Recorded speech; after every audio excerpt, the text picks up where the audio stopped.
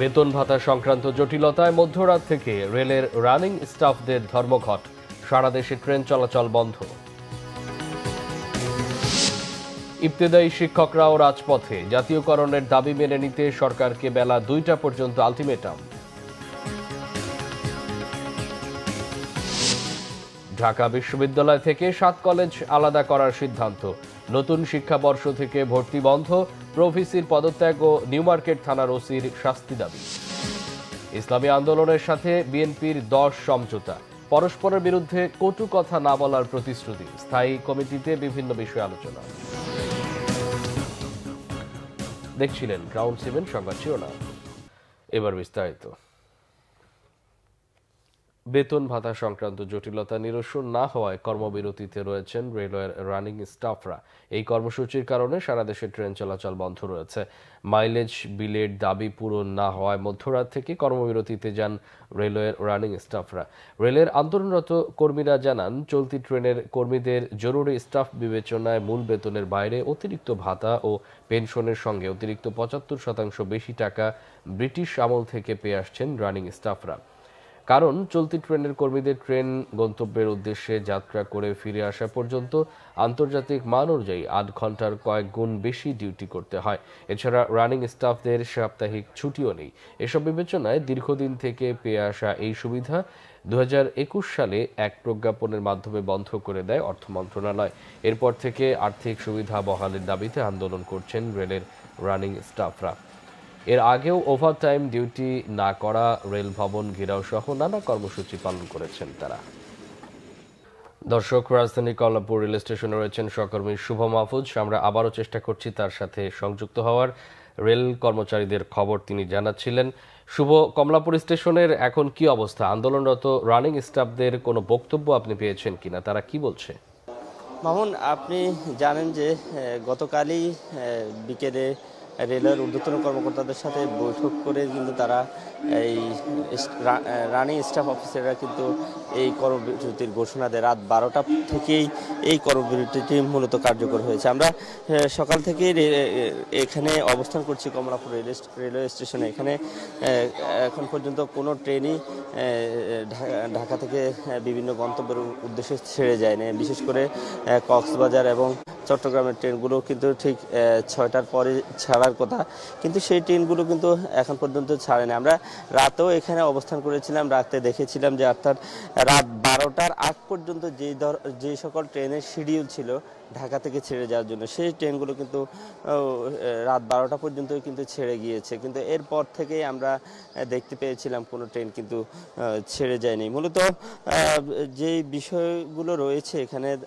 Running স্টাফরা এখানে guard, loco master, সহকারী লোকোমাস্টার, সাব লোকোমাস্টার এবং টিটি সহ সারা দেশে রেলওয়েতে মোট 1700-র বেশি রানিং স্টাফ কাজ করেন। তারা মূলত দৈনিক কর্মঘণ্টা 8 ঘন্টা হলো।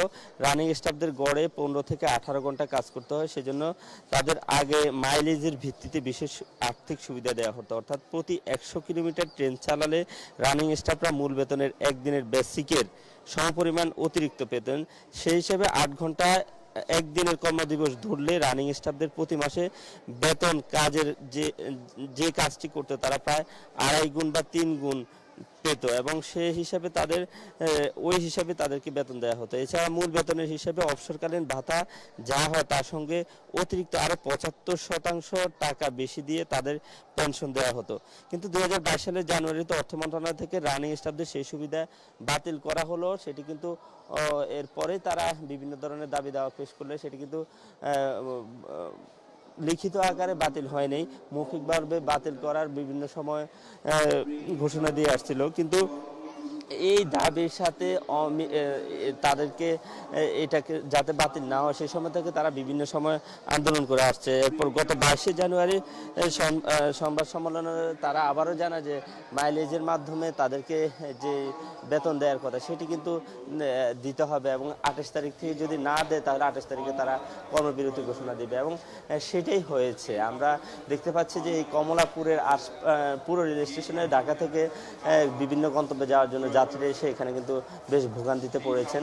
কোনো ধরনের ঘোষণা এখন পর্যন্ত দেওয়া হয়নি, যদিও এখানে মাইকে ঘোষণা দেওয়া হচ্ছে যে অনিবার্য কারণবশত রানিং স্টাফদের কারণে কর্মবিরতির কারণে ট্রেন ছেড়ে যাচ্ছে না। এই হিসেবে রেল কর্তৃপক্ষ থেকে কিন্তু দুঃখ প্রকাশ করা হচ্ছে। তো মূলত এই ছিল আমার কাছে কমলাপুর রেলওয়ে স্টেশন থেকে। মামুন। শুভ, আপনাকে ধন্যবাদ। জাতীয়করণের দাবি মেনে নিতে মঙ্গলবার দুপুর 2টা পর্যন্ত সরকারকে আলটিমেটাম দিয়েছে আন্দোলনরত ইবতেদায়ী মাদ্রাসার শিক্ষকরা।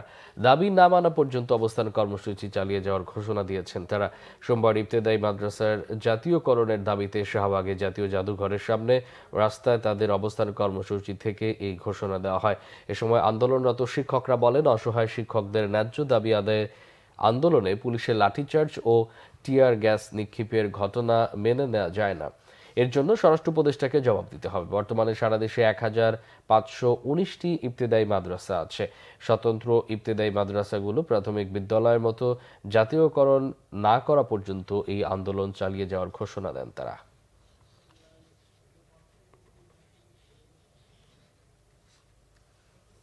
আগামীকাল দুপুর 2টার ভিতরে শিক্ষা উপদেষ্টা মহোদয়ের কাছ থেকে যদি আমাদের দাবি মেনে না নেওয়া হয়, তার পক্ষ থেকে যদি স্পষ্ট ঘোষণা না নেওয়া হয়, সিদ্ধান্ত না নেওয়া হয়, তাহলে আগামীকাল দুপুর 2টায় আমাদের কেন্দ্রীয় কমিটির সমস্ত শিক্ষকদের নিয়ে পরামর্শ সাপেক্ষে আমরা কঠিন কর্মসূচি ঘোষণা করব। অবশেষে ঢাকা বিশ্ববিদ্যালয় অধিভুক্ত থেকে আলাদা হলো 7 কলেজ। কলেজগুলোতে নতুন করে আর কোনো শিক্ষার্থী ভর্তি হবে না ঢাকা বিশ্ববিদ্যালয়ের অধীনে। তবে কেউ যেন ক্ষতিগ্রস্ত না হয় সেজন্য চলমান শিক্ষাবর্ষের শিক্ষার্থীদের সব ধরনের কার্যক্রমে সহযোগিতা করবে বিশ্ববিদ্যালয় প্রশাসন। এদিকে ঢাকা বিশ্ববিদ্যালয় থেকে 7 কলেজের আলাদা হওয়ার বিষয়টিকে স্বাগত জানিয়েছেন সাধারণ শিক্ষার্থীরা। ওবায়দুল্লাহ মামুনের প্রতিবেদনে বিস্তারিত। 7 কলেজের সাথে ঢাকা বিশ্ববিদ্যালয়ের শিক্ষার্থীদের সংঘর্ষের ঘটনায় সোমবার ঢাকা বিশ্ববিদ্যালয়ের উপাচার্যদের সঙ্গে বৈঠকে বসেন 7 কলেজের অধ্যক্ষরা। টানা 3 ঘণ্টা বৈঠক শেষে গণমাধ্যমের মুখোমুখি হন ঢাকা বিশ্ববিদ্যালয়ের উপাচার্য। বৈঠকের শুরুতে 7 কলেজের শিক্ষার্থীদের সঙ্গে অনাকাঙ্ক্ষিত ঘটনার জন্য দুঃখ প্রকাশ করেন উপাচার্য। ঢাকা বিশ্ববিদ্যালয় প্রশাসন অধিভুক্ত সরকারি 7 কলেজ বিষয়ে অনাকাঙ্ক্ষিত ঘটনায় ইতিমধ্যেই আন্তরিকভাবে দুঃখ প্রকাশ করেছে। ঢাকা বিশ্ববিদ্যালয়ের 7 কলেজের দীর্ঘ 8 বছরের সম্পর্কচ্ছেদের কথা উল্লেখ করে তিনি বলেন, সম্মানের সাথে আলাদা হচ্ছে 7 কলেজ। তবে 2024-25 শিক্ষাবর্ষ থেকে ঢাকা বিশ্ববিদ্যালয়ের অধীনে নতুন করে ভর্তি না নেওয়ার সিদ্ধান্তের কথাও জানান উপাচার্য। ঢাকা বিশ্ববিদ্যালয়ের সাথে অধিভুক্ত সরকারি 7 কলেজের সম্মানজনক পৃথকীকরণের বিষয়ে সিদ্ধান্ত নেওয়া হয়েছে। আমরা অনারেবল সেপারেশনের পথে যাচ্ছি, যেটি আমাদের ঢাকা বিশ্ববিদ্যালয়ের শিক্ষার্থী এবং 7 কলেজের শিক্ষার্থীদের একটি কমন দাবি। এদিকে পৃথকীকরণের সিদ্ধান্তকে যুগোপযোগী দাবি করে বিষয়টিকে স্বাগত জানিয়েছেন সাধারণ শিক্ষার্থীরা। 7 কলেজের মতো একটা গলার কাটাই বিশ্ববিদ্যালয়ের সাথে না থাকুক, সেটা আমাদের জন্য ভালো, ওদের জন্য ভালো। আমরা আমাদের ক্যাম্পাসের স্বতন্ত্রতা এবং তাদের স্বতন্ত্রতা ফিরিয়ে দিয়েছে, যেহেতু এটা যৌক্তিক এবং সঠিক সিদ্ধান্ত হয়েছে বলে মনে করি। গতকাল সন্ধ্যা থেকে রাজধানীর সায়েন্স ল্যাব মোড়ে অবস্থান নিয়ে বিক্ষোভ করে অধিভুক্ত 7 কলেজের শিক্ষার্থীরা। মধ্যরাতে ভিসির বাসভবনের উদ্দেশ্যে ক্যাম্পাস এলাকায় গেলে ঢাকা বিশ্ববিদ্যালয়ের শিক্ষার্থীদের সঙ্গে তাদের ধাওয়া পাল্টা দেওয়া হয়। দীর্ঘ 8 বছর পর সহিংসতা আর সংঘর্ষের মধ্য দিয়ে ঢাকা বিশ্ববিদ্যালয় থেকে আলাদা হলো 7 কলেজ। 7 কলেজকে গলার কাটা অভিহিত করে শিক্ষার্থীরা বলছেন, এটি ঢাকা বিশ্ববিদ্যালয় এবং 7 কলেজের জন্য যুগোপযোগী সিদ্ধান্ত। ওবায়দুল্লাহ মামুন, বাংলা ভিশন, ঢাকা। ঢাকা বিশ্ববিদ্যালয় থেকে 7 কলেজকে আলাদা করার ঘোষণাকে স্বাগত জানালেও সব দাবি আদায় না হওয়ায় ক্লাস ও পরীক্ষা বর্জন সহ আন্দোলন অব্যাহত রাখার ঘোষণা দিয়েছেন 7 কলেজের শিক্ষার্থীরা। ঢাকা বিশ্ববিদ্যালয়ের প্রভিসির পদত্যাগ ও নিউ মার্কেট থানার ওসির শাস্তি দাবি তাদের। 24 ঘন্টার মধ্যে দাবি আদায় না হলে শিক্ষার্থীরা ঢাকা ব্লকেট কর্মসূচির হুঁশিয়ারি দিয়েছেন। বিস্তারিত মোবাশ্বের আহমেদের রিপোর্টে। ঢাকা বিশ্ববিদ্যালয়ের উপাচার্যের সাথে 7 কলেজের অধ্যক্ষদের বৈঠকে কলেজগুলোকে বিশ্ববিদ্যালয় থেকে আলাদা করার সিদ্ধান্তের পর বিকেল 5টা নাগাদ ঢাকা কলেজের অধ্যক্ষের সাথে মিটিংয়ে বসেন কলেজের শিক্ষার্থীরা। মিটিংয়ে 7 কলেজকে আলাদা করার সিদ্ধান্তকে স্বাগত জানালেও বাকি 5 দফা দাবি আদায়ে কোনো আশ্বাস না পাওয়ায় অসন্তোষ প্রকাশ করেন শিক্ষার্থীরা। পরে মিটিং শেষ না করেই তারা বেরিয়ে যান। এরপর ক্যাম্পাসের শহীদ মিনারের সামনে সংবাদ সম্মেলনে শিক্ষার্থীরা জানান, ঢাকা বিশ্ববিদ্যালয়ের প্রভিসি অধ্যাপক মামুন আহমেদের পদত্যাগ ও নিউ মার্কেট থানার ওসির শাস্তি নিশ্চিত না হওয়া পর্যন্ত তারা আন্দোলন চালিয়ে যাবেন। যদি এই 24 ঘন্টার মধ্যে না দেয় তাহলে কিন্তু পরবর্তী যে ভর্তি পরীক্ষা এবং ক্লাস পরীক্ষা, প্রশাসনিক কার্যক্রম কিছুই কিন্তু হচ্ছে না। 7 কলেজ কিন্তু তালা ঝোলানো থাকবে। 24 ঘন্টার মধ্যে দাবি না মানলে আরও কঠোর কর্মসূচির হুঁশিয়ারি দেন শিক্ষার্থীরা। উপাচার্যের পদত্যাগ এবং উচ্চ পর্যায়ের বিশেষজ্ঞ কমিটি থেকে তাকে অপসারণ করা সহ ওসি এসির প্রত্যাহার এবং আমাদের যে দাবি দেওয়া আছে 6 দফা দাবি অনতিবিলম্বে মেনে নিবে, না হলে 24 ঘন্টা পরবর্তী আমরা কঠোর থেকে কঠোর অবস্থানে যাব এবং এই কর্মসূচি কিন্তু ঢাকা ব্লকেট কর্মসূচি হতে পারে। মোবাশ্বের আহমেদ, বাংলা ভিশন, ঢাকা। শিক্ষার্থীদের মধ্যে সংঘর্ষকে অনাকাঙ্ক্ষিত বলেছেন আইন উপদেষ্টা আসিফ নজরুল। অন্যদিকে পুলিশ অত্যন্ত ধৈর্যের সাথে পরিস্থিতি সামলেছে বলে দাবি ডিএমপি কমিশনার শেখ মোহাম্মদ সাজ্জাদ আলীর। সচিবালয়ে এক বৈঠক শেষে এসব কথা বলেন তারা। এ সময় আলোচনার মাধ্যমে সব সমস্যা সমাধানের আশাবাদ জানান স্বরাষ্ট্র উপদেষ্টা। রিপোর্ট রিশান নাসরুল্লাহর। ঢাকা বিশ্ববিদ্যালয়ের অধীনে শিক্ষা কার্যক্রমে অংশ না নেওয়া ও আলাদা বিশ্ববিদ্যালয়ের দাবিতে আন্দোলনকারীদের সাথে রবিবার রাতে সংঘর্ষ হয় ঢাবি শিক্ষার্থীদের। সোমবার সচিবালয়ে এ ব্যাপারে আইন উপদেষ্টা জানান, সরকার এসব বিষয় এড়িয়ে চলার চেষ্টা করছে। অন্যদিকে ডিএমপি কমিশনার বললেন, রক্তক্ষয়ী পরিস্থিতি এড়িয়ে আন্দোলন নিয়ন্ত্রণ করার চেষ্টা করেছে আইন শৃঙ্খলা বাহিনী। এগুলি তো অনাকাঙ্ক্ষিত, এগুলি অ্যাভয়েড করার জন্য আমাদেরকে আরো বেশি উদ্যোগ নেওয়ার আমরা চেষ্টা করব। 7 কলেজ ছেলেরা যদি ক্যাম্পাসে, ঢাকা ইউনিভার্সিটি ক্যাম্পাসে ঢুকতো, আপনি খালি একবার ভাবে দেন কি ভয়াবহ পরিস্থিতি সৃষ্টি হতো। সেইটাকে আমরা অ্যাভয়েড করতে সক্ষম হয়েছি এবং পুলিশ অত্যন্ত ধৈর্য সহকারে কালকে এইসব ঘটনা সামাল দিচ্ছে। এর আগে স্বরাষ্ট্র মন্ত্রণালয়ে কোর কমিটির বৈঠকে সামগ্রিক পরিস্থিতি নিয়ে আলোচনা করেন উপদেষ্টারা। পরে স্বরাষ্ট্র উপদেষ্টা বলেন, বিষয়টি শিক্ষা মন্ত্রণালয়ের হলেও আইন শৃঙ্খলার বিষয় রয়েছে। ধৈর্যের সাথে পরিস্থিতি মোকাবেলার কথা জানান তিনি। ছোটখাটো একটা ঘটনা নিয়ে কিন্তু এই ঘটনাটা সূত্রপাত, তা আমার মনে হয় এটা আলোচনার মাধ্যমে এইটা সমস্যাটা সমাধান হয়ে যেতে পারে। ছাত্র ভাইদেরও আমরা অনুরোধ করব, প্রত্যেকটা জিনিস একটু ধৈর্যের সাথে এবং আলোচনার মাধ্যমে যেন সমস্যাটা সমাধান হয়, ওই দিকে যেতে হবে। আর অনেক সময় আছে যদি কোনো কিছু হয় করতে হয়, তো রাস্তাটা ব্লক না করে যে জায়গায় ধরেন তাদের মাঠ আছে অথবা আমাদের সরোয়ার্দী উদ্যান আছে, এই সব জায়গায় এসে যদি প্রতিবাদটা করে সবচেয়ে ভালো। জনদুর্ভোগ হয় এমন আন্দোলন সড়কে না করারও অনুরোধ জানান স্বরাষ্ট্র উপদেষ্টা। রিশান নাসরুল্লাহ, বাংলা ভিশন, ঢাকা। এবার ইসলামী আন্দোলনের আমির ও চরমনাই পীর সৈয়দ রেজাউল করিমের সঙ্গে বৈঠক করেছেন বিএনপি মহাসচিব মির্জা ফখরুল ইসলাম আলমগীর। বৈঠকে 10 দফা সিদ্ধান্তে একমত হয়েছেন দল দুটি। একে অন্যকে হেয় না করা, ইসলামী শরিয়া বিরোধী কোনো কথা না বলা সহ টেকসই রাষ্ট্র গঠনে ঐক্যবদ্ধভাবে কাজ করার সিদ্ধান্ত নিয়েছে বিএনপি ও ইসলামী আন্দোলন। রিপোর্ট করছেন সিকান্দার রেমান। চরমনায়ের পীর ও ইসলামী আন্দোলনের আমির সৈয়দ মোহাম্মদ রেজাউল করিমের সাথে আলোচনা করতে পল্টনে ইসলামী আন্দোলনের কার্যালয়ে যান বিএনপি মহাসচিব মির্জা ফখরুল ইসলাম আলমগীর। কেন্দ্রীয় কার্যালয়ে বিএনপি মহাসচিবকে উষ্ণ অভ্যর্থনা জানান ইসলামী আন্দোলনের নেতারা। প্রায় 2 ঘন্টা বিএনপি মহাসচিবের সাথে রুদ্ধদ্বার বৈঠক করেন ইসলামী আন্দোলনের নেতারা। বৈঠকে 10 দফা দাবির বিষয়ে বিস্তারিত আলোচনার পর যৌথ সিদ্ধান্তের কথা গণমাধ্যমে জানান বিএনপি মহাসচিব। দুর্নীতিবাজ, সন্ত্রাসী, খুনি ও টাকা পাচারকারীদের দ্রুত বিচারের আওতায় এনে দৃষ্টান্তমূলক শাস্তির ব্যবস্থা করা, ভোটাধিকার সহ সকল মানবাধিকার রক্ষায় জাতীয় ঐক্যমত গড়ে তোলা, ন্যূনতম প্রয়োজনীয় সংস্কার শেষ করে দ্রুত সময়ের মধ্যে সুষ্ঠু গ্রহণযোগ্য নির্বাচনের ব্যবস্থা করা, দ্রব্যমূল্যের ঊর্ধ্বগতি রোধ এবং সকল অধিকার বঞ্চিত মানুষের অধিকার প্রতিষ্ঠা করা, আইন শৃঙ্খলা স্বাভাবিক করে নিয়ে আসার ব্যবস্থা করা। আওয়ামী ফ্যাসিবাদ বিরোধী সকল শক্তি দেশ পুনর্গঠনে ঐক্যবদ্ধভাবে কাজ করবে। ফ্যাসিবাদ বিরোধী শক্তিগুলো আগামী একে অপরের বিরুদ্ধে আঘাত করে কথা বলবে না। আগামীতে যাতে আমেরিকার মতো আর কোনো ফ্যাসিবাদী শক্তি ক্ষমতায় আসতে না পারে সে ব্যাপারে আমরা রাজনৈতিকভাবে ঐক্যবদ্ধ থাকব। ইসলামী শরিয়া বিরোধী কোনো সিদ্ধান্ত নেওয়া হবে না এবং ইসলাম বিরোধী কোনো কথা কেউ বলবে না। দ্রুত সময়ে নির্বাচন সহ বিএনপি মহাসচিবের সাথে ইতিবাচক আলোচনা হয়েছে বলেই জানান ইসলামী আন্দোলনের আমির। সম্মানিত বিএনপির মহাসচিব তিনি আমাদের ঐক্যমতে যে আলোচনা হয়েছে সেটা আপনাদের সামনে সুন্দরভাবে উপস্থাপন করেছেন।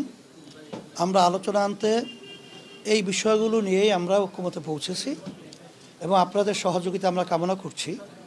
আমরা যেন সুন্দর একটা দেশ সামনে ভবিষ্যতে একাকার হয়ে আমরা গঠন করতে পারি, সেভাবে আপনাদের সহযোগিতা আন্তরিকতা এটাও আমরা চাচ্ছি।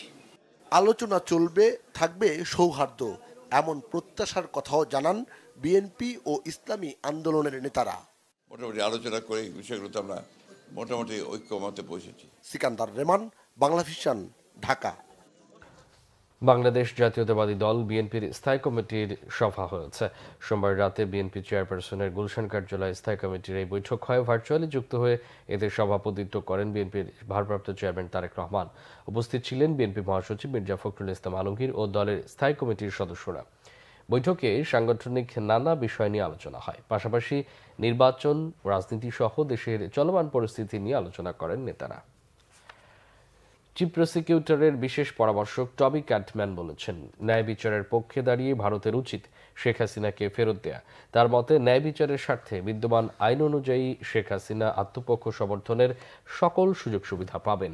এদিকে জুলাই আগস্ট হত্যাকাণ্ডের অভিযোগে আরও 8 জনের বিরুদ্ধে গ্রেপ্তারি পরোয়ানা জারি করেছে আন্তর্জাতিক অপরাধ ট্রাইব্যুনাল, যাদের মধ্যে 2 জন আওয়ামী লীগ নেতা, বাকি 6 জন পুলিশ সদস্য। আহমেদ সরওয়ারের রিপোর্ট। জুলাই আগস্টের গণঅভ্যুত্থানে গণহত্যার অভিযোগে করা মামলায় 6 পুলিশ সদস্য ও 2 আওয়ামী লীগ নেতা সহ মোট 8 জনের বিরুদ্ধে গ্রেপ্তারি পরোয়ানা জারি করেছে আন্তর্জাতিক অপরাধ ট্রাইব্যুনাল। সোমবার এক ব্রিফিংয়ে চিফ প্রসিকিউটর তাজুল ইসলাম জানান, 4টি পিটিশনে আলাদাভাবে মোট 8 জনের বিরুদ্ধে এই গ্রেপ্তারি পরোয়ানা জারি করা হয়েছে। তাদের বিরুদ্ধে আমাদের তদন্ত সংস্থা সরাসরি সম্পৃক্ততার প্রমাণ পেয়েছেন এবং আজকে যাদের বিরুদ্ধে ওয়ারেন্ট ইস্যু হয়েছে তাদের প্রত্যেকেই ঢাকা শহরের সবচাইতে যে সমস্ত আলোচিত হত্যাকাণ্ডগুলো সেগুলোর সাথে তাদের সরাসরি সম্পৃক্ততা, এগুলো আইডেন্টিফাই হওয়ার পরেই তদন্ত সংস্থা তাদের ব্যাপারে গ্রেপ্তারি পরোয়ানা চেয়েছেন এবং সেটা আজকে আদালত মঞ্জুর করেছেন। এদিকে সাংবাদিকদের এক প্রশ্নের জবাবে টবি ক্যাটম্যান জানান, গণহত্যার বিচারকে স্বচ্ছ ও আন্তর্জাতিক মানের করতেই পরামর্শক হিসেবে তার দায়িত্ব পালন করতে আসা।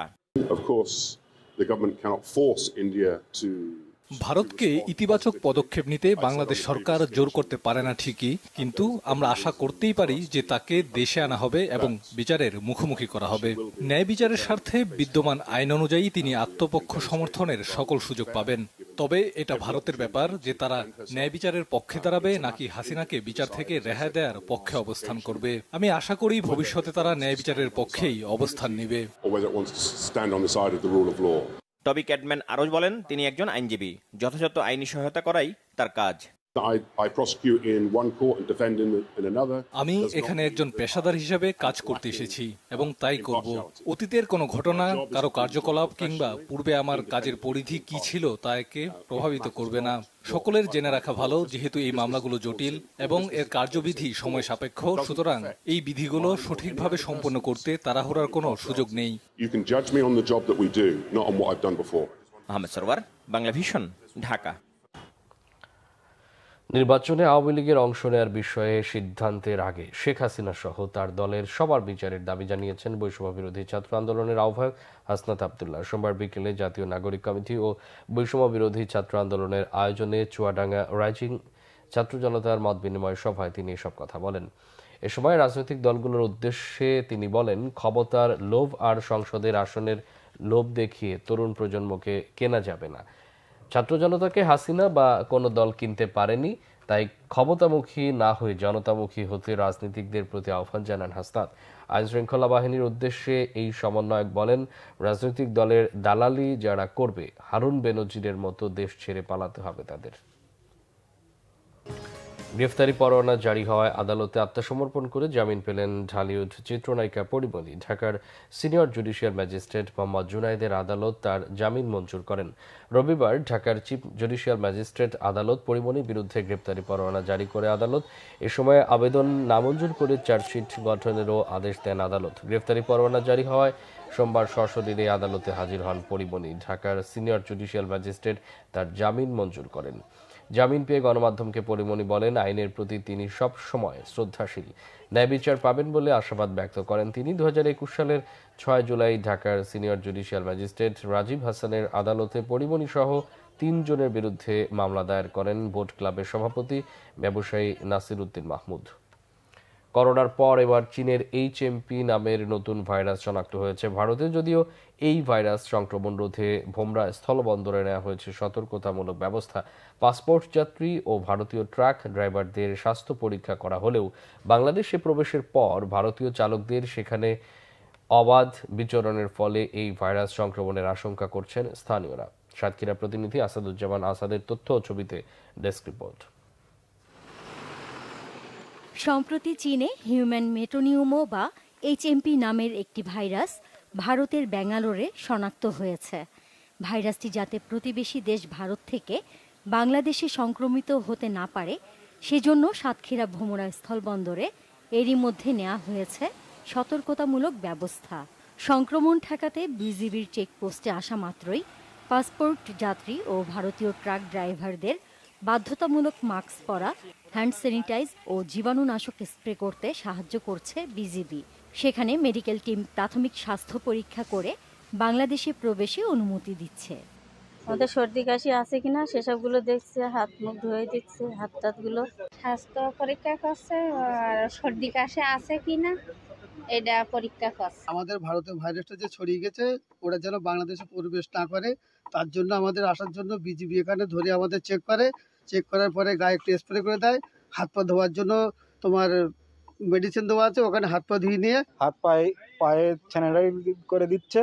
এর জন্য খুবটা সুন্দর ব্যবস্থা, খুব ভালো হয়েছে। ইন্ডিয়াতে কোনো হাত ধোয়ার ব্যবস্থা নেই, ওরা এই বিষয়ে কোনো পদক্ষেপ এখন নেই। এদিকে ভারতীয় ট্রাক ড্রাইভাররা বন্দরের প্রবেশের পর যেখানে সেখানে অবাধ বিচরণ করায় কিছুটা আতঙ্কিত এলাকাবাসী।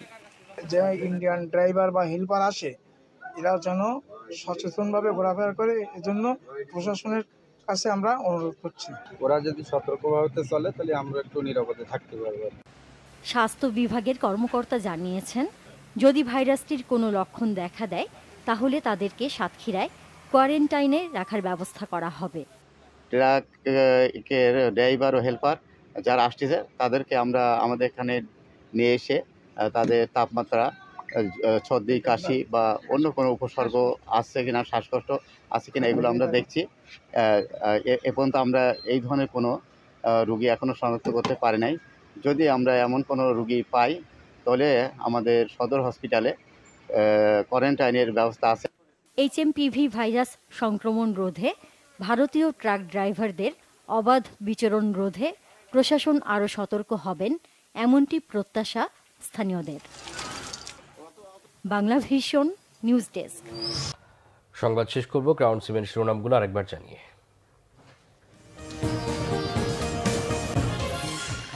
বেতন ভাতা সংক্রান্ত জটিলতায় মধ্যরাত থেকে রেলের রানিং স্টাফদের ধর্মঘট, সারা দেশে ট্রেন চলাচল বন্ধ। ইবতেদায়ী শিক্ষকরাও রাজপথে, জাতীয়করণের দাবি মেনে নিতে সরকারকে বেলা 2টা পর্যন্ত আলটিমেটাম।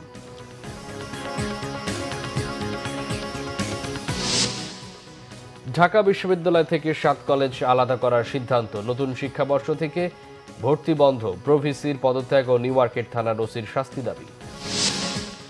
ইসলামী আন্দোলনের সাথে বিএনপির 10 সমঝোতা, পরস্পরের বিরুদ্ধে কটু কথা না বলার প্রতিশ্রুতি, স্থায়ী কমিটিতে বিভিন্ন বিষয়ে আলোচনা। এই ছিল এখনকার মতো। পরে সংবাদ সকাল 10টায়, এর আগে 9টা রয়েছে নিউজ টপ 10 দেখার আমন্ত্রণ রইল। এছাড়া বাংলা ভিশন সংবাদ ও সংবাদ সংশ্লিষ্ট অনুষ্ঠান দেখতে ভিজিট করুন www.bvnews24.com ও facebook.com/banglavision এবং সাবস্ক্রাইব করুন youtube.com/banglavision। এতক্ষণ সাথে থাকায় অসংখ্য ধন্যবাদ।